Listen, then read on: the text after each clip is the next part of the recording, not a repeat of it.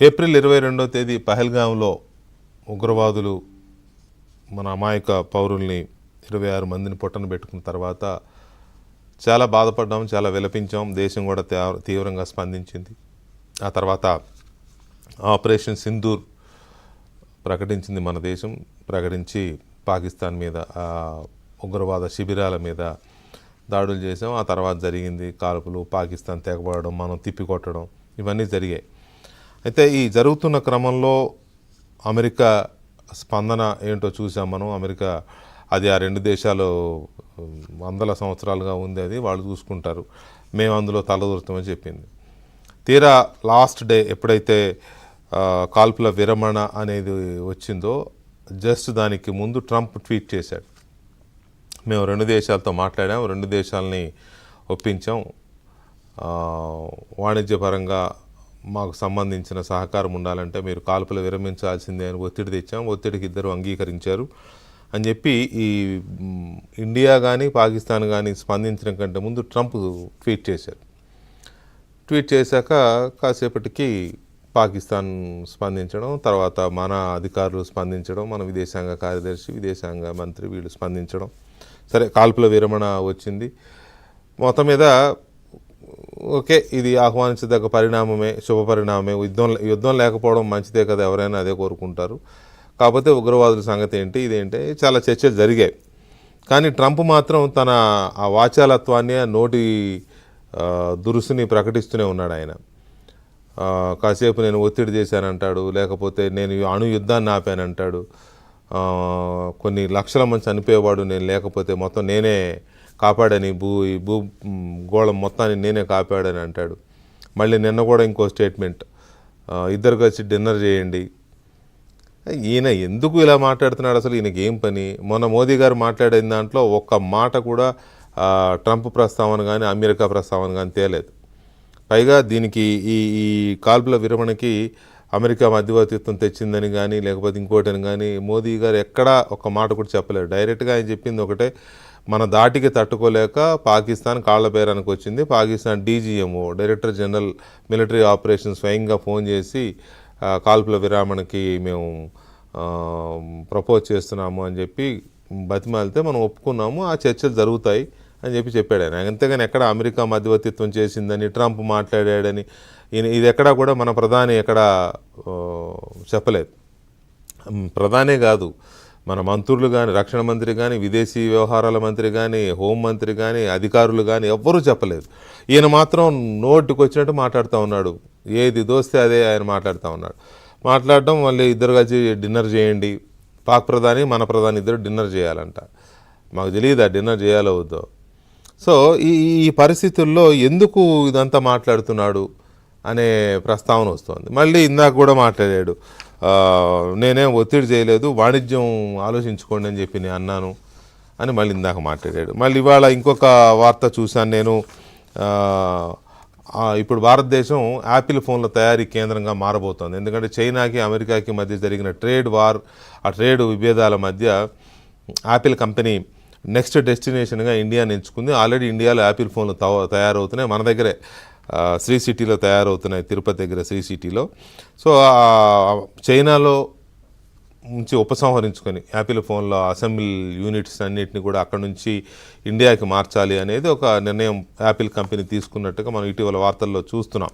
దానికి సంబంధించి మన ప్రభుత్వాలు కూడా, మన రాష్ట్ర ప్రభుత్వాలు, మన కేంద్ర ప్రభుత్వం అందుకు సంబంధించిన రాయితీలు కూడా ఇవ్వడానికి సిద్ధపడినాయి. అయితే ఈ నేపథ్యంలో ట్రంప్ మళ్ళీ మాట్లాడాడు, భారత్లో యాపిల్ పరిశ్రమ విస్తరణ వద్దు అని చెప్పాను నేను, యాపిల్ సీఈఓ టిమ్ కుక్కి చెప్పాను, నేను భారత్లో వ్యాపారం చేయడం చాలా కష్టమని చెప్పాను, భారత్ గురించి ఆలోచించొద్దు, ఇన్నాళ్ళు చైనాలో యాపిల్ ఫోన్లు తయారు చేసిన నేను భరించాను, భారత్లో ఐఫోన్ తయారు చేయడం నాకు ఇష్టం లేదు. ఇతను ఒక రకమైన ఏదైనా వ్యాధితో బాధపడుతున్నాడా లేకపోతే ఇంకేదన్నా ఉందా మనసులో అనేది అర్థం కావట్లా. ఎందుకు ఇంత విషం కక్కుతున్నాడు ఇతర దేశాల మీద, పర్టికులర్గా ఇండియా మీద అనేది ఒక పార్ట్ ఆలోచించాల్సిన అవసరం వస్తుంది. తర్వాత అనకూడదు కానీ మోదీ గారు, ట్రంప్ గారు బాగానే రాసుకొని పూసుకొని తిరిగారు బాగానే. అప్పుడు ఎలక్షన్ల క్యాంపెయిన్ అప్పుడు కూడా వెళ్ళి ట్రంప్ కోసం మోడీ గారు ప్రచారం చేసి వచ్చాడు. ఇండియన్ ఎక్కడెక్కడ ఎన్ఆర్ఐస్ ఉన్నారో అందరితో సభలు ఏర్పాటు చేసి అబ్కీ బార్ ట్రంప్కి సర్కార్ అని ప్రచారం కూడా చేసి వచ్చారు.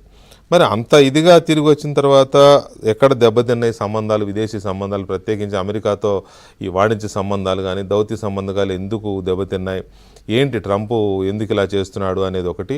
అసలు యుద్ధాన్ని నేను ఆపానని చెప్పి మళ్ళీ భారతదేశానికి వాణిజ్యపరంగా దెబ్బ కొట్టే ఇలాంటి నిర్ణయాలు ఎందుకు తీసుకుంటున్నాడు అనేది ఒకటి. వీటితో పాటు ఈ మొత్తం ఎపిసోడ్, ఈ పహల్గామ్ ఘటన జరిగిన తర్వాత పాకిస్తాన్తో జరిగిన ఈ దాడి, ఇటువంటి ఘటనలన్నింటిలో అమెరికా చేసిన ఒక నిర్వాహకం ఏంటి అంటే, అమెరికా చేసిన నిర్వాహకం కాదు, ట్రంప్ చేసిన నిర్వాహకం. ట్రంప్ వ్యాపారం చేశాడు. ఇది నిజంగా మన దగ్గర అయితే చాలా పెద్ద స్కామ్ అంటాను దీన్ని.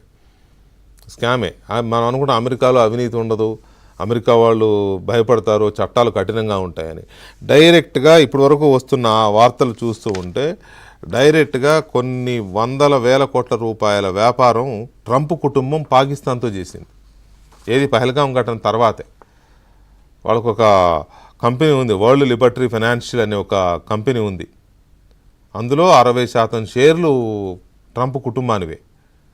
ఆ ట్రంప్ కుటుంబం పాకిస్తాన్ క్రిప్టో కౌన్సిల్తో ఒప్పందం కుదుర్చుకుంది. ఏది క్రిప్టో కరెన్సీ డెవలప్మెంట్ కోసం పాకిస్తాన్లో. ఇది ట్రంప్ కుటుంబాన్ని కంపెనీ. అంటే పాకిస్తాన్ మీద ఈ రకమైన ఒత్తిడి తీసుకొచ్చి తను వ్యాపారం చేసుకున్నాడు ట్రంప్. ఇప్పుడు ఉక్రెయిన్ విషయంలో కూడా అలాగే. ఉక్రెయిన్లో విపరీతంగా మైనింగ్ చేసుకోవడం కోసం పుతిన్తో ఏదో మాట్లాడి నేను సెటిల్ చేస్తాను, మీరు నేను చెప్పినట్టు చేయాలని కుదుర్చుకున్నట్టున్నాడు. అది లాస్ట్ మినిట్ తెలిసి పుతిన్ ఇవాళ చర్చలకి ఆయన వెళ్ళకపోయేసరికి చర్చలు ఆగిపోయినాయి. సో ఈ రకంగా ట్రంప్ ఎందుకు చేశాడు, ఇది పెద్ద స్కామ్ కదా, ఇది వరల్డ్ లెవెల్లో ఎందుకు జరుగుతోంది, తర్వాత ఈయన నేనే చేశానని చెప్తుంటే మనం ఎందుకు ఖండించట్లేదు, ట్రంప్ని ఎందుకు ఖండించట్లేదు, ఎక్కడ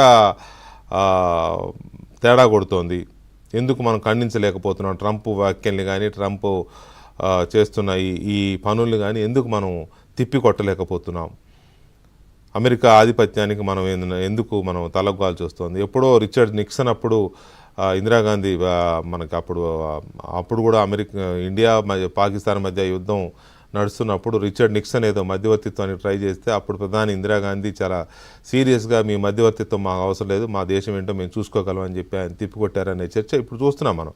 సో ఇప్పుడు ట్రంప్ని ఎందుకు మనం నిలువరించలేకపోతున్నాం, ట్రంప్ ఈ రకంగా డైరెక్ట్గా కుటుంబ వ్యాపారాన్ని ఎలా చేయగలుగుతున్నాడు, దేశాలను ఈ యుద్ధాలను అడ్డం పెట్టుకొని సొంత వ్యాపారాన్ని ఎలా చేసుకోగలుగుతున్నాడు. ఒకవైపు ట్రంప్, ఇంకొక వైపు అక్కడున్న అతనితో జతగలిసిన వ్యాపారవేత్తలు, వీళ్ళందరూ కూడా మొత్తం వ్యాపారంగా మార్చేశారు దేశాన్ని. పోనీ దేశాల పరంగా వాణిజ్యం పరంగా చేసుకుంటున్నారా అంటే కాదు, కుటుంబాల వ్యాపారాలుగా చేసుకునే పరిస్థితి వచ్చింది. సో ఇవన్నీ కూడా జరుగుతున్నా కూడా మనం ఎందుకు మాట్లాడలేకపోతున్నాం అనేది ఒక కీలకమైన చర్చ మొదలైంది ఇప్పుడు దేశంలో. అది మాట్లాడదాం ఒక చిన్న బ్రేక్ తర్వాత.